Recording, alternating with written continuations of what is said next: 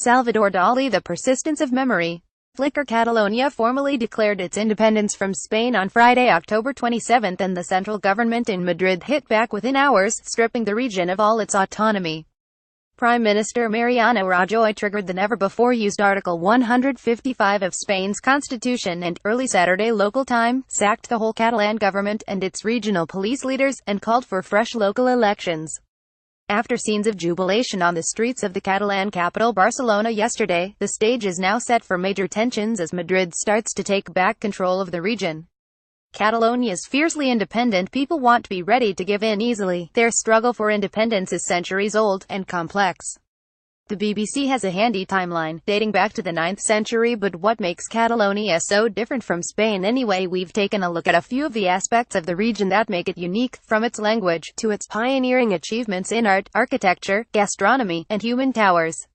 A strong identity. Catalonia has tried to sever itself from Spain many times over the centuries, and resisted attempts by Madrid to crush its culture, customs, and language. The current push for independence, however, has its roots in Catalonia's 2006 Statute of Autonomy. Since Spain's constitutional court overturned this statute in 2010, the regional government has tried unsuccessfully to have it renegotiated, which fueled demands for an independence referendum.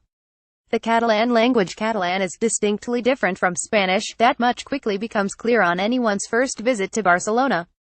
It's a joint official language with Spanish, and public servants are mandated to use it. It's also compulsorily taught in schools. In the late 1930s, dictator Francisco Franco cracked down on Catalan autonomy and banned the Catalan language. Franco ruled Spain until 1975, but the Catalans' strong sense of identity wasn't beaten, and the language survived his reign. Today, it is strongly tied to a sense of national identity and pride. Surreal thinking. The surreal Dalí. Wikimedia Commons. Salvador Dalí, one of the fathers of surrealist art, was born in Figueres, Catalonia in 1904. Perhaps best known for his melting clocks painting, The Persistence of Memory, it was a fellow Catalan artist and sculptor Joan Miró who introduced Dalí to the concept of surrealism. Dalí's depictions of the warped images of his dreams and subconscious shook up the art world. His outrageous appearance, with his long, curled mustache, has become as iconic as his art. Modernist architecture. Gaudi's Sagrada Familia. Writers for Juvenal. One of the key figures in Catalonian modernism, architect Antoni Gaudí, born in 1852, put Catalonia on the map, transforming Barcelona into a capital of architectural inspiration, and massively influencing generations of designers and artists. His stunning, still unfinished Sagrada Familia Basilica in Barcelona draws millions of visitors each year, and is just one of the 7 Gaudí works that are on UNESCO's World Heritage List. Gaudí's biographer Guy van Hensbergen told 60 Minutes this year that what made Gaudí unique was how he saw space. He's someone who reinvented the language of architecture, which no other architect has ever managed to do, van Hensbergen said. Molecular gastronomy. Even though he is no fan of the term molecular gastronomy, the Catalan father of the movement, Ferran Adrià, is lauded as one of the most important chefs of all time.